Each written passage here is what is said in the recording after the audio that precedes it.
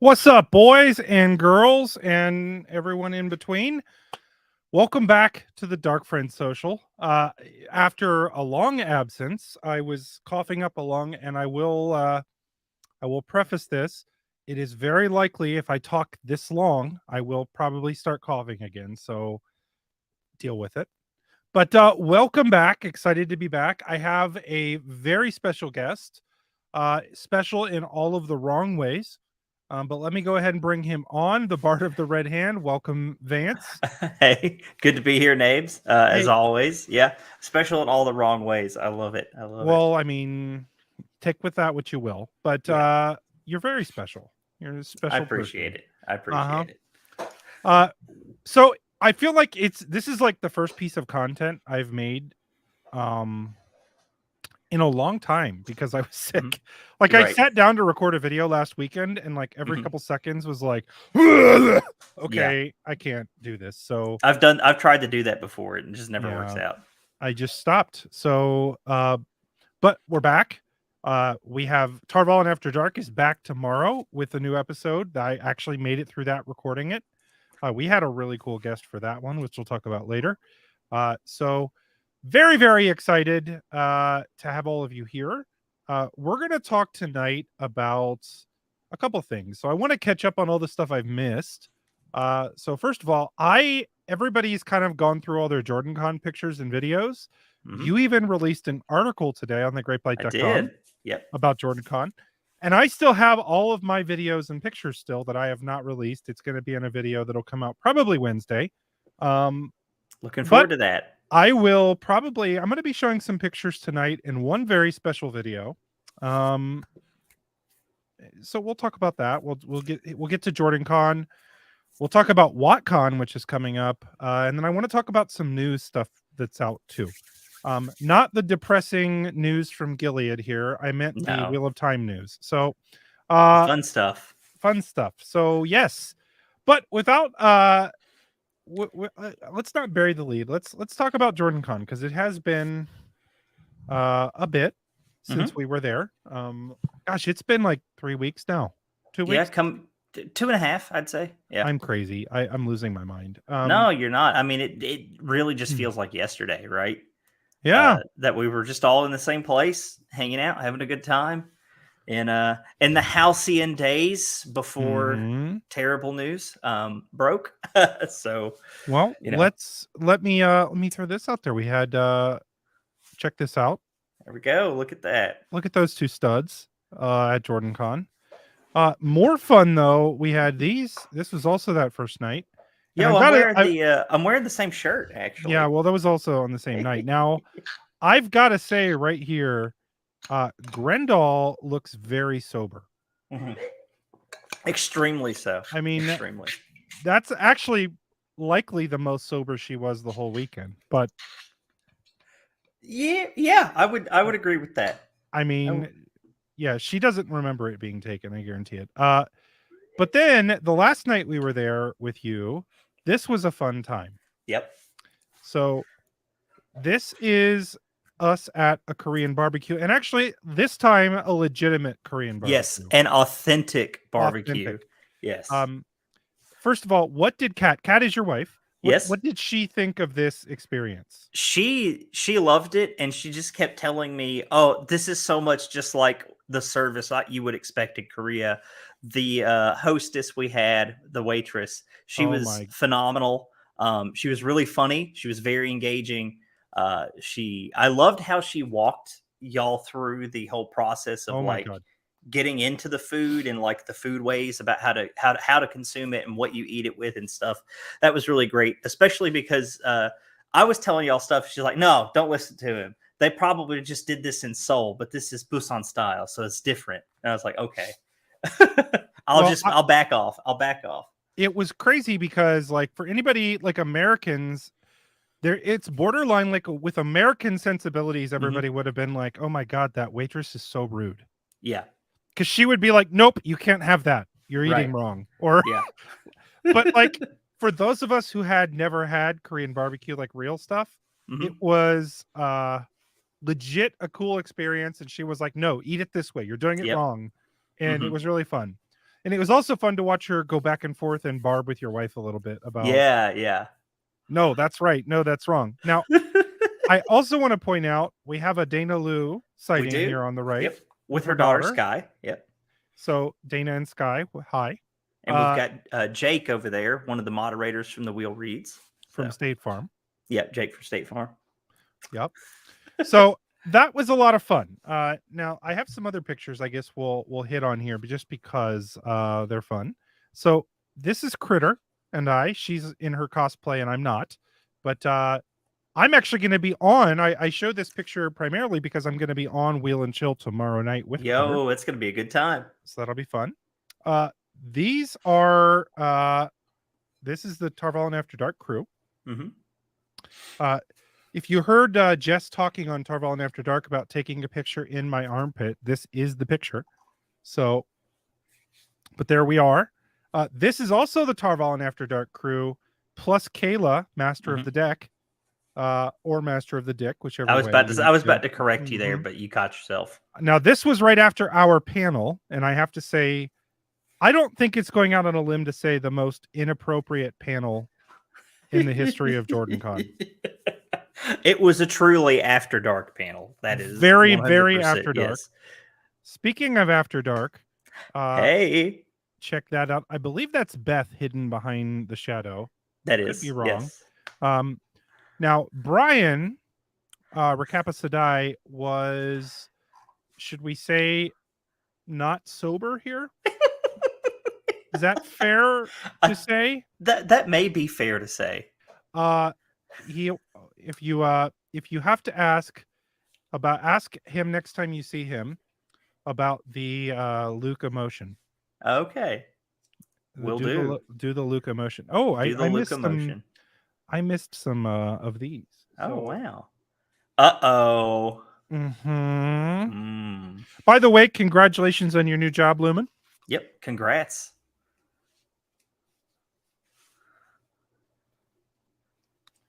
Oh, I just realized they can't see me. Yeah, that is true. I was wondering if you were putting the wig on. Like I'm putting the wig on, and I'm like, oh wait, because I can't see you either. There we are. Yes, right. There's a wig. Here we are. So, well, thank you for that. I think there was another one too. Thank you, Lumen. And again, I think Beth congratulations. Sent one in. Beth, did they cut the meat with scissors? You know, they didn't at this one. I don't know. The meat came pre-cut. So it wasn't like we didn't have samgyeopsal, Beth. We had beef and a different cut of pork, but it wasn't the traditional pork belly long strips of samgyeopsal. So it was different. It was really damn good though. I have to say that. And I was very full after that. Here is a live shot of the Dusty Wheel. Sort of. There were a lot of people sitting behind me, but you can see them. Now, this is a funny picture because here is Matt and I trying to take a selfie on two cameras at once and both looking at the wrong camera. So you can see I'm sort of like not sure which to look at here, and he's looking at his. And then we got it right the next time, sort of, because then I started looking at his camera and he looked at mine. So, epic. Yeah. So those are my pictures, but I have a video that I want to play with no context whatsoever from JordanCon. Like no context here. We're just going to go ahead and play this, and we'll let it run. Send me this video, please. Are you going to open it now?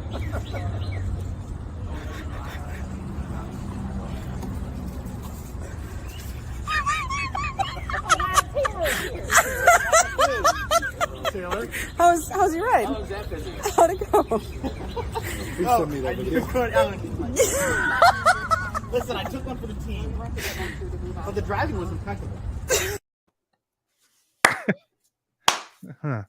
The driving was impeccable. I love it. The no context there, but yeah. So Taylor had to sit in the back of the car.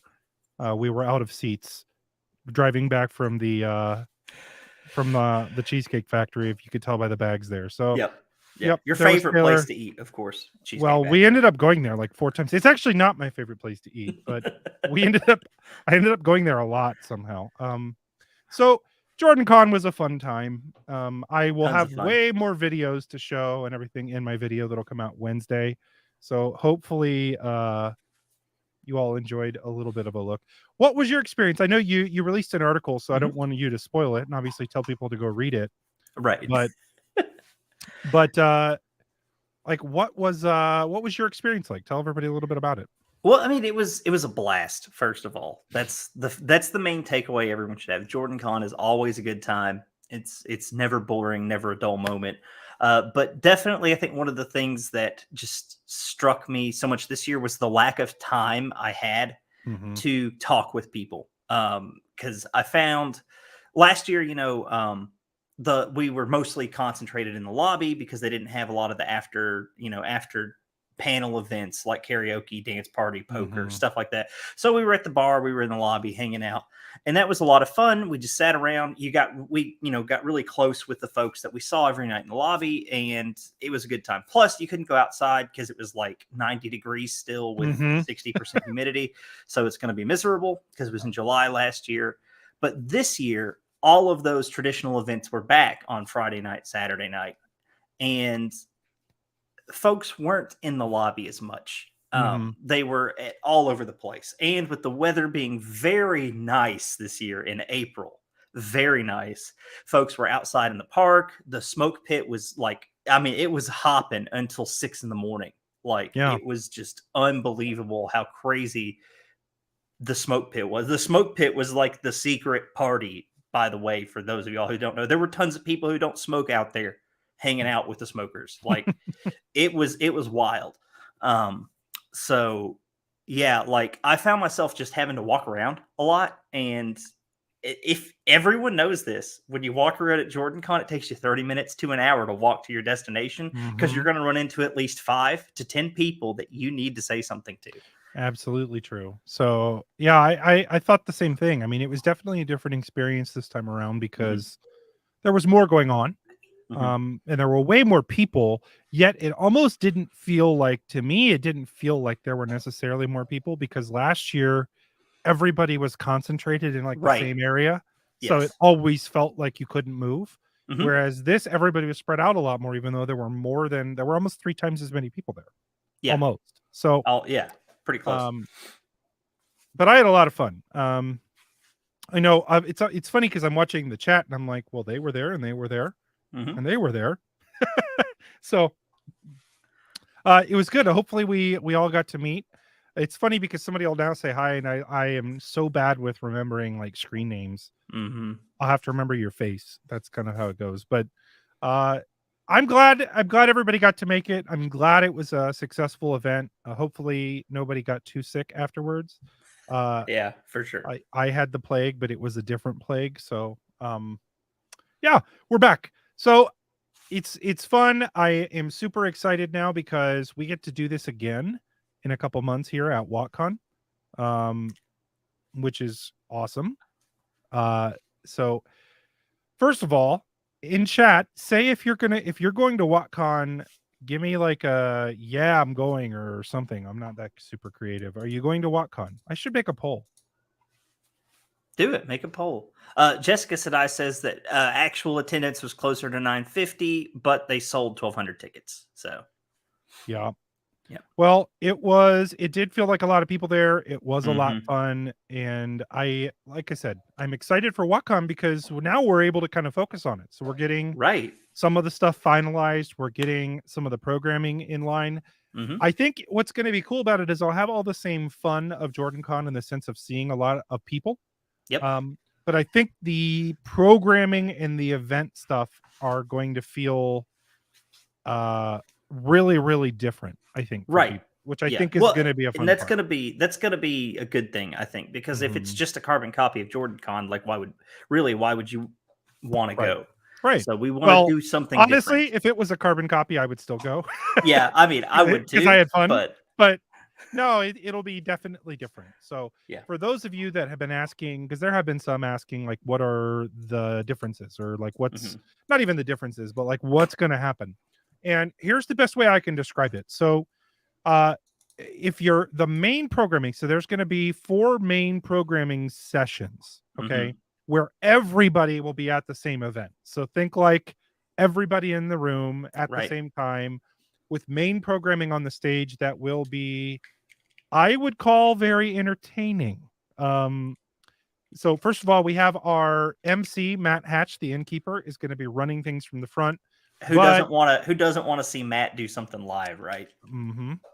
Well, none other than Recapa Sadai is helping plan the main programming sessions. Yep. So if you enjoy funny stuff, it'll be funny. It'll be a mix of games. But then we're also going to have a lot of different panels and breakouts, and we've got meals together. So one of the things that we're going to do is try to help, because I think the hardest thing with JordanCon, like you said, was everybody was so scattered to the wind. Yep. We want to be able to have a lot of stuff that we can do together. So it'll be a lot of fun. Wow, are the porno bots like we are? They're crazy today. There is a comment I want to call out here from Delusions of Grendel. She stated, "And let's be honest about how stoked we are for this nerdy convention. Eye emoji." Well, okay then. So first of all, let me address this first, and then I'm going to come back to that comment. So first of all, I think that means I have to put on a. Which one do I do for that? I think it's this one. Is this the? Yeah. This is getting just more and more out of hand the longer we go. Go ahead, rock me, Amadeus. Yes, this is ridiculous. So Jessica, are you able to share an estimate how many are expected at WotCon? Will it be as big as 1,000? Not even close. we are a first year. Come on, first convention. That would be awesome, but we're not going to be there. The maximum that the event can hold is 400. The way we set it up, because we would have to have a guarantee of numbers to do a hotel big enough to host 1,000. We actually looked at it and decided against it. So no, I would expect that we will be somewhere between the 300 and 400. Okay, is where we're going to be for that. So, which it'll feel about as big as JordanCon did. Actually, it'll probably feel bigger than that for the Wheel of Time people, because even though there were 500 people last year at JordanCon, a good chunk of those are not Wheel of Time people. It was a lot of Sander fans in 2021 because Brandon was there. Yep. And that a lot of them made the trek to come see him. So I think that for the purposes of like Wheel of Time people, I think it'll feel very similar. So the hotel is not as big as the hotel that they do JordanCon at. So it's not going to feel like, oh my God, this is a massive, like you're going to feel a very high population in the same location. This is a ridiculous wig. It's insane. So, but that's awesome. I'm very, very excited. Now back to the lesbi thing. So one really cool thing to announce is that Jenny from Lesbi Nerdy, the YouTube channel, is making the trip from Korea to be at WotCon. So if anybody ever wants to meet Jenny, this is the time to do it. Now, on that line of thinking, Jenny was the very special guest on Tarval and After Dark for the episode tomorrow. And I think even though I don't normally do this until later in the show, I think I'll play something right now as a little break, because it involves Jenny. So here we go. Hold on one second. Let me kill the little thing, and here. Hi, I'm an ambassador from Murundi, a nation no one cares about. We're barely even a nation. We have a king who does nothing. We don't control anything outside Murundi or inside Murundi. And we're bad at defending ourselves. The last battle approaches, and we're fucked. But our sigil is the Red Bull, and the Red Bull gives you wings. We may not have power or a great track record, but our sigil is badass. You know you want Red Bull banners in your army. Please let us join your army. We don't have friends or power, and things are not looking good for Mirandians. Make an alliance with the Red Bull of Murundi, because our sigil gives you wings. It doesn't give you power or help you in any way, but it gives you wings. Please help us. Oh, Light, we're all gonna die.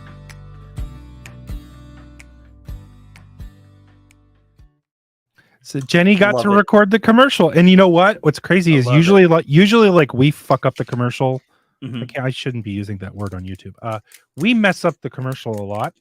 She did it in like one take with no pauses. She's born to do that type Right. of thing. So we had a lot of fun having her on. So everybody should definitely join now. Yep. Or check out Tarvalin After Dark. Lumen, 100%. will there be actual badges at WotCon?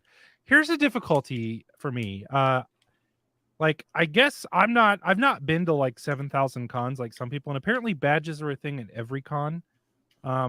We weren't pushing badges for like ribbon purposes like at WotCon. So I don't know the answer to that question yet, Lumen. We'll have to find out. We will let everybody know once we know, but I don't know the answer to that.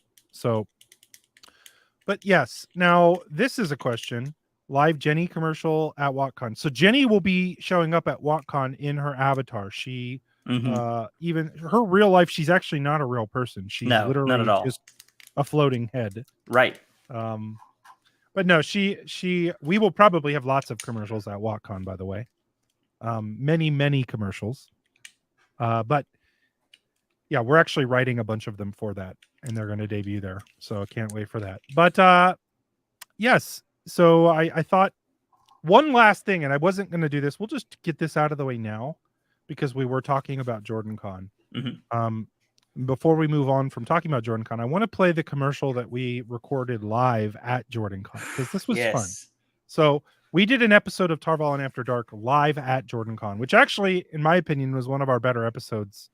It was just a lot of energy to it, and I definitely would highly recommend listening to it. But we recorded a commercial live, and we usually pre-record them. So here we go. Are you a tyrant who lost a bunch of stuff when the Stone of Tyr fell? Did we storm the shit out of your impenetrable fortress and take a fifth of your stuff? Or are you just an idiot tyrant who likes dumb shit? Come to the Aiel yard sale this weekend. We have valuable dumb tyrant shit from your fortress, which was never supposed to fall. Whoopsie. We have no use for any of this. What are Aiel supposed to do with a silver pepper mill? Or a salad fork? Or a bunch of family portraits? We took a shit ton of family portraits from the stone just because we could. We got a fifth of your stuff, and if you want it back, you can fucking buy it. The Aiel yard sale, this weekend outside the Stone of Tyr. Because your stuff is ours now, and we don't even want it.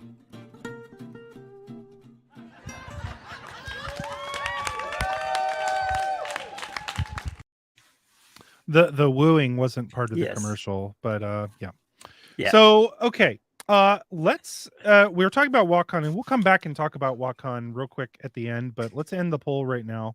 It looks like 50 people, 50 of the 76 in the chat currently voted, 50, and they're all coming. Wow. So That's a lot. I mean, of this maybe sample I'm- size. Maybe I'm reading that wrong, but still, that's a lot. So very cool. Let's talk about the news that came out. So while we were at JordanCon, Rafe came out and announced that this special person, Ayula Smart, had been Yes. cast in the role of Avienda. So, which in that announcement, he also mentions that she's practicing for an iconic battle scene around the corner. So, Mr. Bard of the Red Hand, what iconic battle scene do you believe that is? Let's start with that. So one that she's involved in is Avienda. Well, we know that there's the storming of the Stone of Tyr, which is a pretty iconic battle scene that involved the Aiel and specifically involved Avienda. So that's where I would probably put my money. I do want to point out, y'all, I got the JordanCon reaction in the room live when that video happened. Yep. So go check it out if you haven't seen it. So. Well, I think I actually tend to agree with you, but I don't think most people agree with us. So what's interesting is, so that was filmed in Morocco, obviously. Now there are a couple locations in Morocco that they've been filming at. The Ouarzazate's place, which is where the leaked photos and stuff of White Cloaks and all that. So that to me is where I believe that we're going to have film, and we were told by Rafe that we're going to film. Yes, he confirmed it. Falma is he literally happening. said that. That's Yes. happening. Now, there's also another set of filming that's happening at a castle, essentially like a fortress complex Mhm. that's on the coast. Okay, and that's a different location, and Yep. that's where Rafe was recording that video from. Mhm. Okay, that's where he says Avienda was. My Hmm. speculation from prior to JordanCon is that that area was Tyr. Now, I Makes think most sense. people are assuming that both of those locations are Foam. Mm. So I think there are people that are maybe not necessarily agreeing with us, although I tend to not think. Let's take the majority opinion though and go with this for a second. Let's Okay. assume that they are filming at Foam. How would you feel? How do you feel about Avienda being and the Aiel being present at that battle? By the way, we're spoiling the crap out of stuff. So Yeah, clearly. I mean, it solves logistical problems that they have if they're trying to combine some of the events of book 2 and book 3, right? Mhm. Because we already know Rand is off on his own at the beginning of season 2, which is a book 3 thing. But that also happens to a degree. He's not completely alone, but he's separated from the main group for a chunk of book 2 before they meet back up and go to Falma. So that's kind of a similar plot line.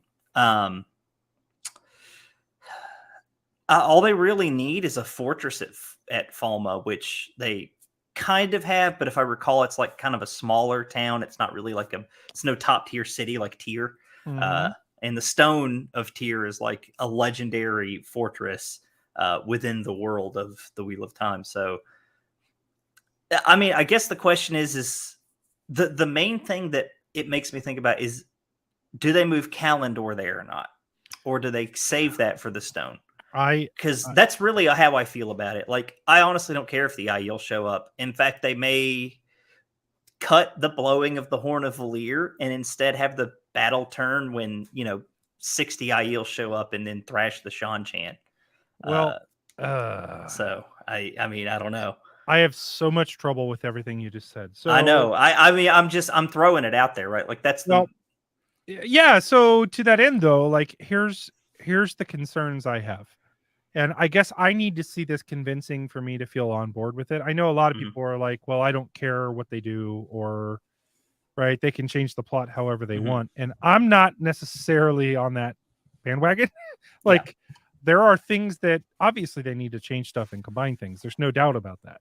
Right. But there are pieces from the book that are iconic locations that would be frankly horrible writing, in my opinion, if they cut out. If they can't figure out how to keep Tyr, if they chose Falm to be in the story over Tyr, that's a stupid decision. Agreed. Okay? I mean, we never go back to Falma ever. Like it's at the end of the second book and we hardly ever return. So, right. So again, if they were going to combine those two places, it would have made more sense for them to combine Tyr. Yeah. I don't love the idea of the Aiel showing up at that battle. Okay. So I don't love it. First of all, because it is so damn far away from the waste. Yeah. Like, I mean, really, all the way really to the far, coast. Yeah. right? As far away as you can go and still be on the mainland of pretty much the wetlands. So I don't love that. I also don't love that. I don't, if they're going to keep Tyr, I think you keep the Aiel in Tyr. Just a thought. So I'm yet to see now if they do manage, if the Aiel do show up at Falm, I will hold my judgment on that decision until I see how it plays out. However, I think that's a lot of moving pieces because they've already set up the horn. So like the horn exists, so they're going to have to blow it. Right. And like there are leaked pictures of people blowing the horn. So it's going to get blown. That's what she said. It's going to get, the horn is going to get blown. We're going to see it get used. So if you have that, we already know White Cloaks are involved. We know Shan Chan are involved, and then you're throwing in the Aiel too. I don't know. I don't like it. Yeah, it's a lot. It is a lot. What if it's like, what if we've been a little, I mean, bait and switched, and that happens mid-season, and then they still go to Tyr by the end of the season. See, I think that can happen. Real quick, I want to hit on this. Adam, thank you. I missed the live shows. Glad you're back. I have medically retired from the military and grown a bushy beard since the last live show. I don't know if hopefully you're medically okay. Yes. I don't know if that's a comment on the fact that it's been years, it seemingly, since I've streamed. So I'm catching some sarcasm there, Adam, and I get it. I was medically under the weather, but maybe not medically retired. So I am not medically retired from this show. I am back. Okay. But I would be of the opinion that I think they can do both, and I think there's some creative ways to do it, and I would do both. Yep. I will be very upset if they have teased the Stone of Tyr and cut it from the show. Yeah, I would be too. I mean, because we did get a tease of it in the episode 6 with young Swan and her father. We see it in the background up high, and it looks awesome. And I want to see it up close in focus, and I want to see their take on it. You know, we don't, like you always say this, we don't have any good representations of the Stone we of have Tyr. none. There's nothing. And so I'm ready for the definitive look of the Stone of Tyr. I'm ready to finally have that solidified. Well, this is where, again, I find we have to be like, I want to be a fan of the show, and I am a fan of the show, and I'm a fan of what they're doing, but I also want to be critical when it's good to be critical. Like, and I want to give the right type of feedback. And I feel like if you can write yourself into a way to get the Aiel to Falm, you can write yourself in a way to get them from Falm to Tyr. Right.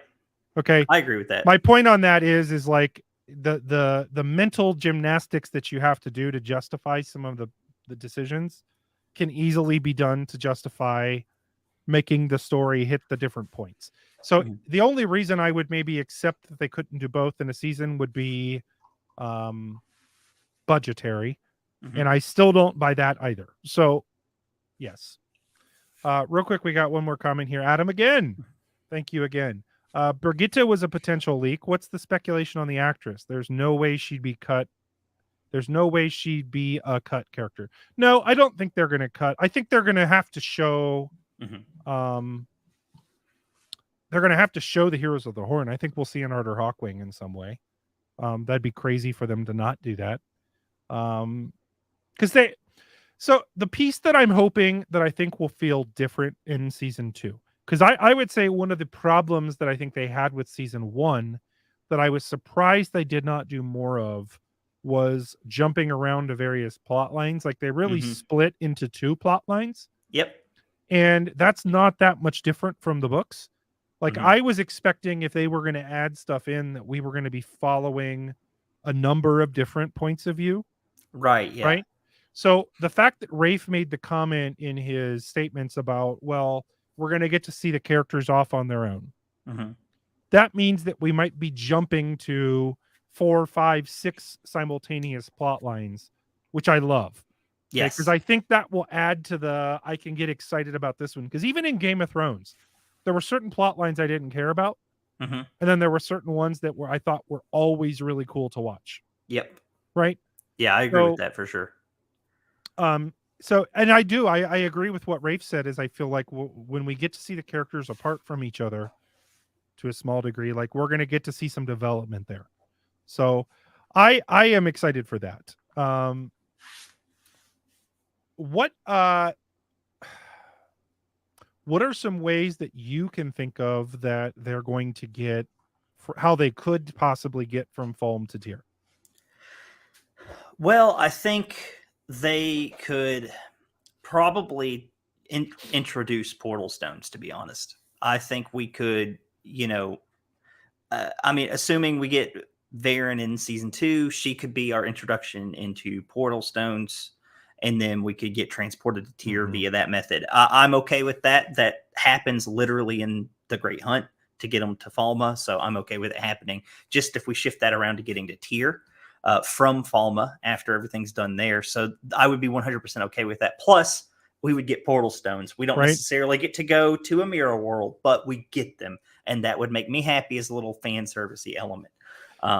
So that's the way I would like to see it. And then there, that maybe we get the Aiel. If we get Aiel in Falma, we only get like 2 or 3, like when Egwene and Nynaeve and Elaine, I guess, is there. Yes, meet Avienda for the first time when they're on their way to Tyr.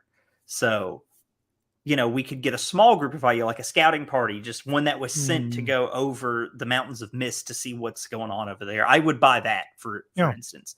And then we could get those Aiel going with Rand, because they need to report to Ruark that, hey, here he is. So are we getting Kyrian? I mean, we know Barthanes has been cast. Yeah, we do. We do. Are we going to get it? But I mean, if we get it, I think it's going to be different than what we got in the books. I don't think it's going to be the same. If it is the same, I will be surprised. I agree with that. I agree with the idea. Hold on, I have to put on a wig. Yep. I guess I should have been doing that before, and I wasn't. They didn't specifically state wig, so. Oh, you're right. Nope, I don't have to put on a wig. Nobody asked. Remember, if you want a wig, you got to put wig in it. the thing. The new Moraine and Lamb plotline could be a real wild card into weaving a seemingly distant book. So it's interesting because Daniel Henney, in his little, like, what's your favorite location, dropped a filming location that, to my knowledge, nobody even knew about in Italy. Yep. So I'm wondering if that has to do with Moraine and he on their little side quest. Yeah, so that's kind of the thing I was wondering is, like, does Moraine go home? Does she visit Kyrian, and by extension Barthanes, who is like her cousin or something, for those who don't remember. So, do we get him in that capacity? Is that how he's introduced? And then does he stick around longer? Because there are a couple of, like, Darkfriendy plot and political machinations in Kyrian throughout the series. So does he actually live past his point in the books to become kind of that political device for that area? And so these are some of the ways I've been thinking about. Yeah, we'll see. I fall someplace in this where, and I'm going to harp back on this. I'm probably going to make a much longer video about the season 1. Because I have a lot of thoughts that I don't think I've really truly shared out loud to everybody on it, both positive and negative. So I want to be clear on that. I just think that it's a good way to frame the season in fans' eyes, because I feel like people are very divided. Like, it's either you have to hate it or you have to love it. There's a lot of that going around. And it's not true either way, because it was not the worst show ever made. And guys, I hate to say it, it also wasn't the best one. So, like, I mean, it's like a solid 6 out of 10 for me, And on a good day, when I'm not feeling hypercritical and I just want to be a Wheel of Time fan, I'm like, that's a 7. And there's still people out there who are like, it's just as bad as Shannara Chronicles. I'm like, look, have you actually watched that show, or did you just watch trailers? Because Shannara Chronicles is really, really bad. It is not good. It's the hyperbole is ridiculous. But I say that in the sense that my issue wholeheartedly with the first season, and I'll boil it down right here. I think the casting, I think the performances, I think the set designers, amazing. Oh, absolutely. Okay. I think that the two biggest problems with the first season were the writing and the directing. Okay. In fact, the direction was something that I was shocked that I thought was poor. The editing too. I think. Well, that's a lot of those are hand in hand. Yes, because there's some shots that I'm like, why did they do it that way? Now, those are things that I don't think everybody is going to notice. So, like, I'm not going to sit here and say objectively it was whatever. No, those are my opinions. But from a filmmaking standpoint, there were some, like, what was that choice about? Very questionable things going on. Very questionable things that are not what you would typically do. So I was, in my reviews of the first 8 episodes, I was really and I should say the review of the first 7 episodes, I was giving them the benefit of the doubt that they were going to tie up some of the plot lines they had sort of thrown out there.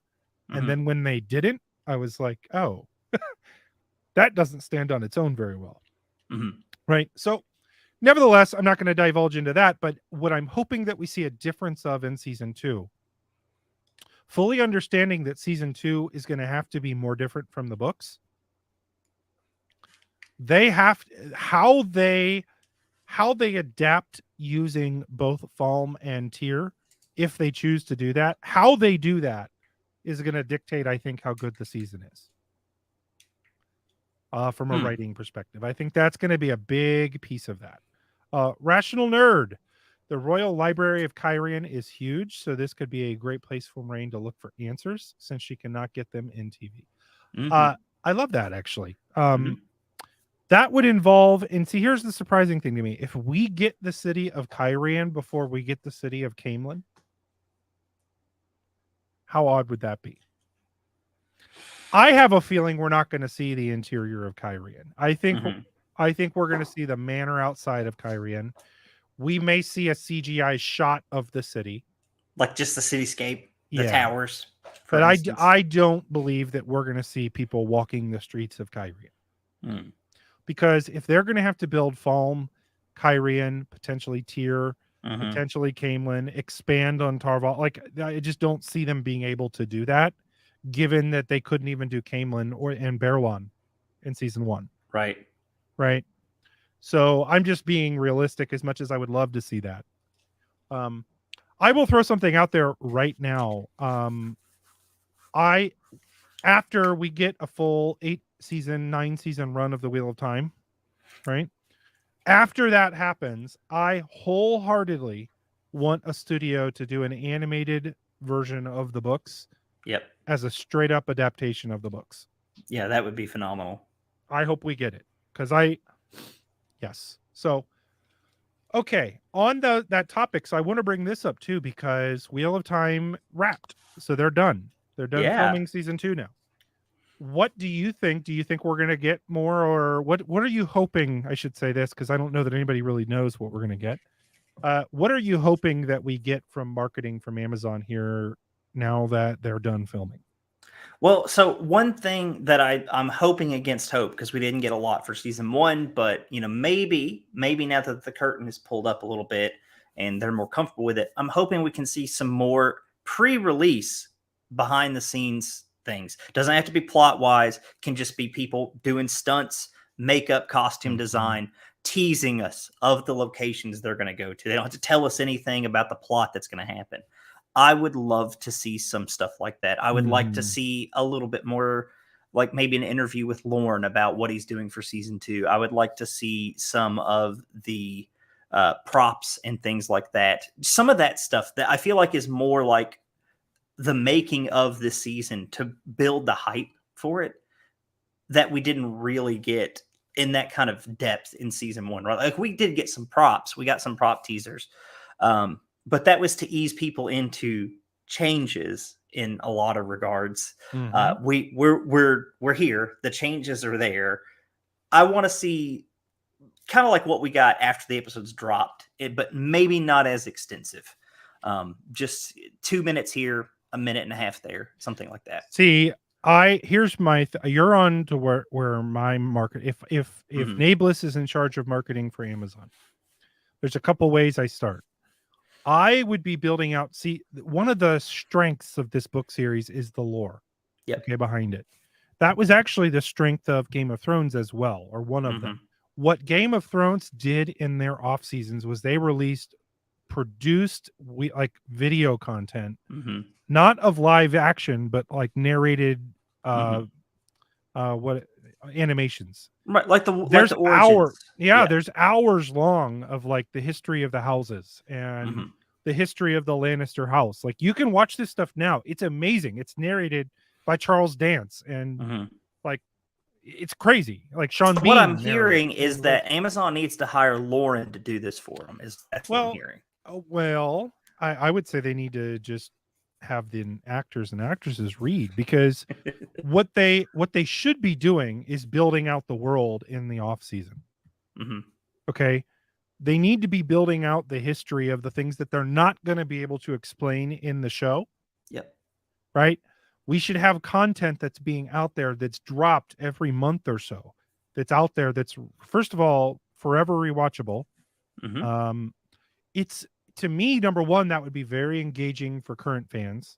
Yes. To hear Rosamund narrating the history of the Aes Sedai or something, right?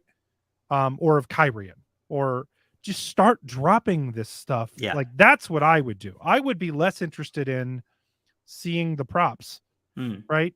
I Mhm. would be more interested in understanding the lore, talking about what the Stone of Tyr is. What is Kalendor? What is the Horn of Valir, right? Those Yeah. things that they have introduced in their world of the book series, or I'm sorry, of the TV show. That's why I feel like and those types of things also suck in other watchers hmm because people that are casual that want to learn about the history of the show, or I'm sorry, of the history of the world of the show, I should put it that way. That's a place for them to do that. That's why those little shorts that they released that they hid behind all the The X-ray X-ray content. stuff, yeah, that was super hard to find. Yeah, and when they should have been releasing that before the season came out. Oh yeah. Okay. Yeah. I do agree with you. I would love that. I mean, I've got the big white book there, the companion over there. I'm a lore junkie.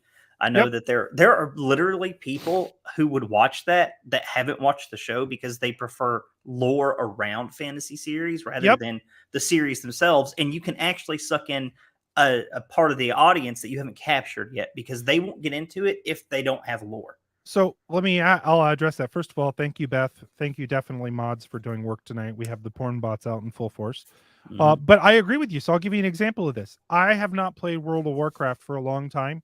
I still regularly watch lore videos by World of Warcraft content creators talking about the story of the video game that I haven't played. Because why do I do you that? care about it. You care about it. I like hearing about the lore, right?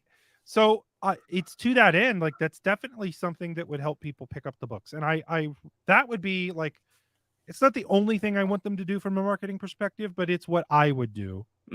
Okay, that I think would be engaging. So I that's my 2 cents on that. Real quick, I think even though I've already played 2 commercials, I think it's time for another one. What's a good old school commercial that I have not played in a while?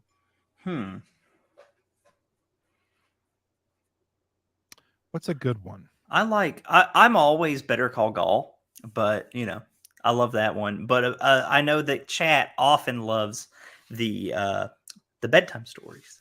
Well, I actually think I have one that I think might be appropriate for the time, and maybe we'll play. This commercial seemingly is very appropriate in light of recent events. So let's go ahead and just play this one.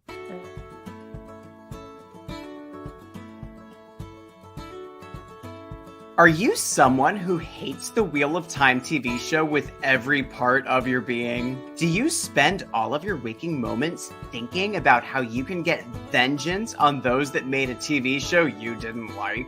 If so, you know how much trouble it can be to constantly be seeking out all of the places people talk about the Wheel of Time TV show on the internet and make shitty comments. You have to spend so much time looking for places to spew your shitty comments that you can't actually think about how god-awful and terrible the show was. What a drag. Introducing the White Cloak Comment Bot. The White Cloak Comment Bot uses a patented algorithm to find and comment automatically in every place on the internet at once, even the places no one fucking asked you. Here's how it works. The bot will create a procedurally generated comment that has randomized answers, so every comment you make will be the same, but different. For example, the bot will start each comment with a randomized number of the word woke. Then it will select a random number between 10 and 76 years that you have been reading the books to establish your credibility, followed by a randomized word choice on why you think the show is woke. Choices are cast is too dark, gay agenda, men bad, women good, and of course, liberal commie bullshit. Lastly, it will choose a random person associated with the production that you can blame for shitting all over Robert Jordan's legacy. The bot will also automatically detect if the content creator that posted something said even one positive thing about the show, and will make sure to let them know they are a sellout shill. Check out these examples. Woke. As a book fan who's been reading the books for 44 years, This piece of shit is just another example of the Gay agenda. gone rampant. I blame Harriet. for shitting all over Robert Jordan's legacy. He is rolling around in his grave. When did you sell out, you fucking shill?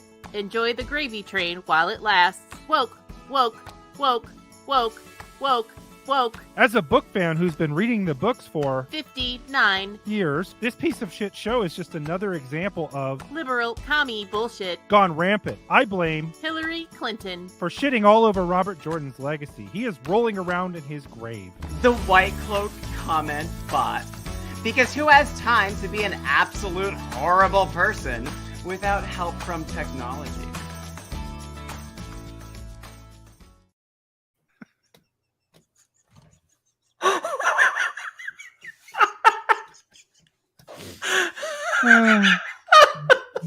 Jess is hilarious. That voice. Oh my God, So that was Jess, so perfect.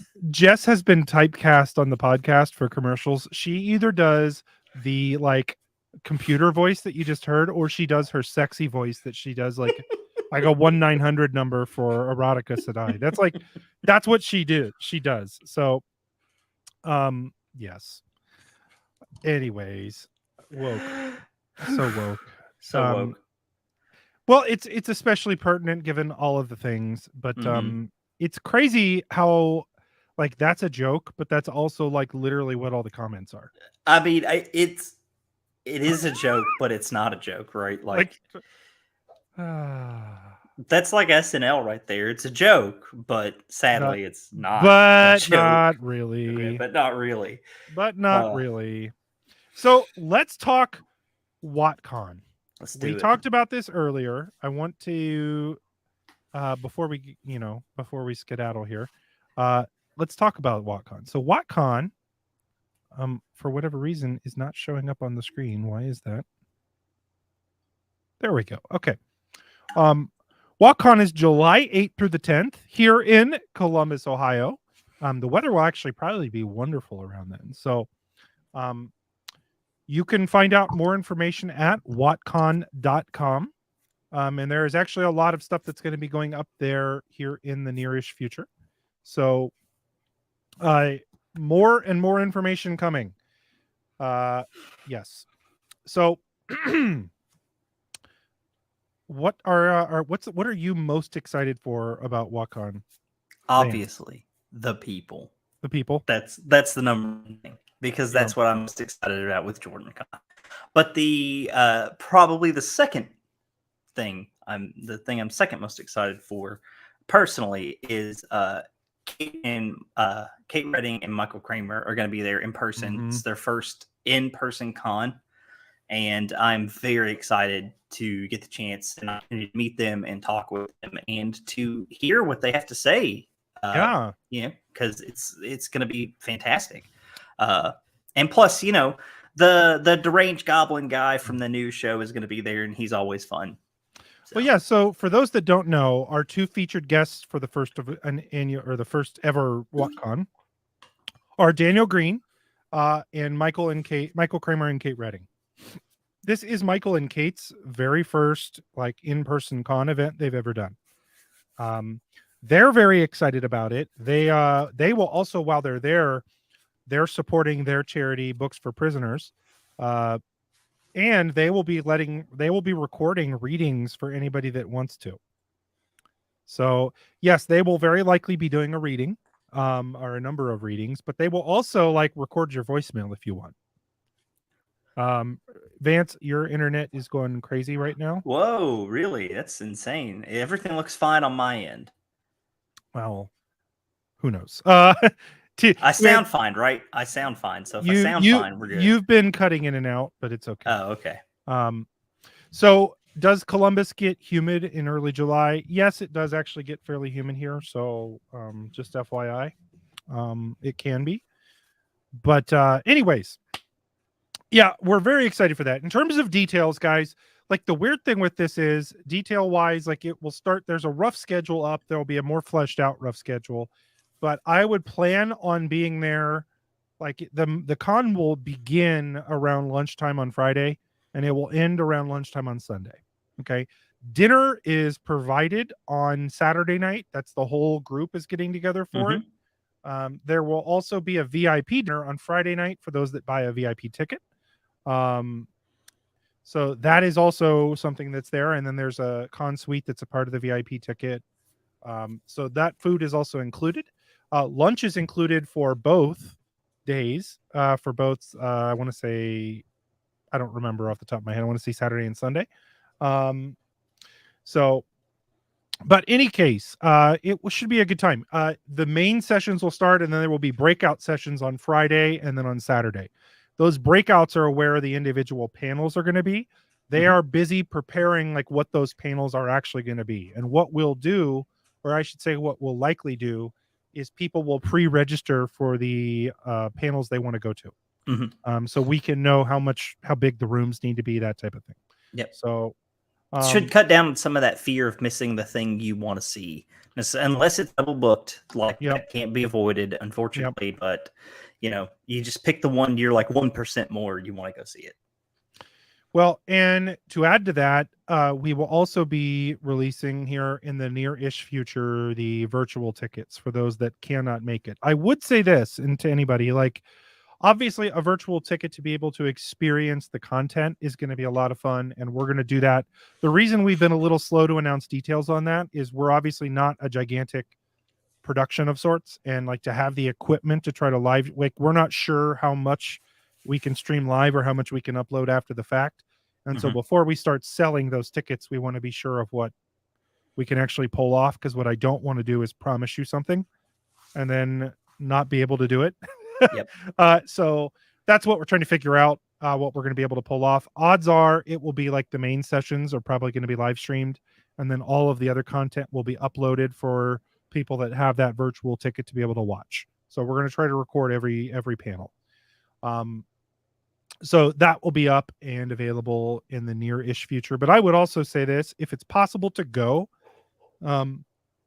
obviously a virtual ticket is no replacement for being there in person, because people, like the people are the thing, like to get to hang out in the lobby, to go to dinner, to do stuff like go out to Korean barbecue places with Vance and his wife and Dana, and just, to be able to do those types of things are what the fun of the con is.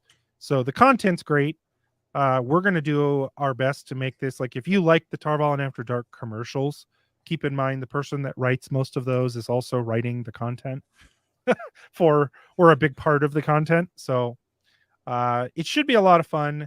In terms of like crazy super details, like there won't be like, hey, here are the exact panels at these exact times. Like that's not going to come out until probably a month before the con. But just understand it'll be a lot of your favorite creators. It'll be a lot of your like the Dusty Wheel. We'll have most of your podcasts will record live. A lot of, like, a ton of Wheel of Time creators are going to be in attendance. So yeah, it's going to be a good time. I am very, very excited to hang out with a lot of you again. We got to have a lot of fun. So I know Dana will be there. I know we have some international travelers coming for this. Elliot from Elliot Edits from London will be in attendance. No way. That's awesome. Yeah, it's going to be a lot of fun. So I'm very excited. So that's that. So I think it's time before we go. I think we can play one more clip of something. One more. Yes. What clip should I play? Man, I don't know. One of the Erotica Sedai ones. We could go back to Dealer's choice on Erotica Sedai. So, Erotica Sedai, huh? Well, we had the original Erotica Sedai's Pleasure Palace, and then we have Sex Juice. Actually, this one is very this one is pertinent to recent events, so we'll go ahead and play this.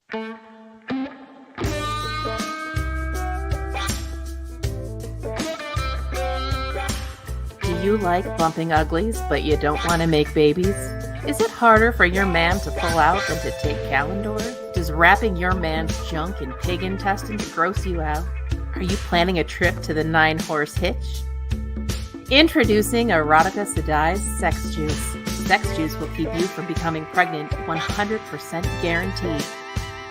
How can we possibly promise this? Well, Erotica Sedai's sex juice is made from 100% organic heart leaf extract, sung by an ovier. All you have to do is drink a bottle of sex juice at least 1 hour before you want to do the bad thing, and you are good to go. Erotica Sedai's sex juice, keeping the world from repopulating one drink at a time. Pick up a bottle at your local Erotica Sedai's Pleasure Palace. Not responsible if you get pregnant anyway. Very relevant. Very relevant. Very So, relevant. Look, hey, very relevant. So, anyways, relevant. First of all, if you're like, where are these commercials? I'm tuning in and I have no idea what the hell that is. That's part of my podcast, Tarvalin After Dark, that I do with Rakapa Sedai and Jess, the Omelet Seat. That actually, our newest episode, we had a week off because I was sick as hell. Our newest episode after our JordanCon episode will drop tomorrow morning. So you can get that wherever you get your podcasts. Or you can always get it on thegreatblight.com. I will be in Discord for a little bit after this. So usually after these live streams, we hop in the Discord server and we chat it up for a while. So if you would like to join and chat it up for a while with us, just click the link in the description of the video. Please like and subscribe to the video or the channel or whatever the hell this is. Like the video, subscribe to the channel if you're not. Bell icon. Do those things. Look for a video from me that is a wrap up on news. All of the other JordanCon stuff that I have not showed yet, including all of the videos, will be out in a video that I'll probably have out Wednesday. I will be doing a couple things coming up. I've got a top 10 video that I've been working on for a while that I just haven't had time to get out. And then I'm probably going to make a fairly long, call it a video essay on season 1 of the Wheel of Time. And I want to give my perspective on it, given that there have been people releasing stuff that has been out now, and there's good and bad to that. I just want to be clear on that. Not everything that was said was awful. Not everything that was said was accurate either. So we'll approach that way. So any case, thank you guys for joining. Thank you, Vance, for coming on. Always a pleasure to show up Appreciate on here and talk Wheel of Time and things about the fandom with you. I mean, probably my favorite part of the Wheel of Time now is the fandom, believe it or not, and all the friends I've made since joining. So, yeah. Well, that is awesome. I have 2 other things I really want to mention too, real quick. Number one, next week on the Darkfriend Social, we will have Lauren from Unraveling the Pattern. So he will be out, which is awesome. So for those of you who want to hear him. The other thing I forgot to mention, I meant to do this earlier. I am very likely here in the near future, not very likely, I am starting another channel that is absolutely nothing to do with the Wheel of Time or social stuff anyway. For my real job, I am an executive consultant. I work with CEOs and I work with basically personal coaching for people when it comes to personal development, career development. That's a passion of mine, is helping people. And so I have made I'm starting another channel that's a part of my business where basically that type of stuff is usually reserved for CEOs because it costs a shitload of money. But I don't like that. So I was trying to figure out how can we do this where everybody can benefit. So I'm going to be starting a new channel. It's called No Lead Grow. Nice. There, I will be doing some different things there. So look for that in the near future. If that is something that is exciting to you, if you are like somebody who wants to grow your career, personal life, things like that, like that's the type of content that I'll be making. So I just thought I would drop that. So Andrew, not necessarily if you call abandoning it, I haven't released a video on that channel in 2 years. I still plan on getting back to it. The problem is right now I need to have, that will happen when I have a full-time writer and a full-time editor. Neither of those things happen right now. And because I want to do all of these things, time is the limiting factor here. So, but it's hard enough. It's hard enough with one channel, right? Like, yes, it is. So, but yeah, so I'll be over in Discord. We'll chat. So I just wanted to drop that. Thanks you all for joining. Thanks again, Vance. Always fun. Deuces.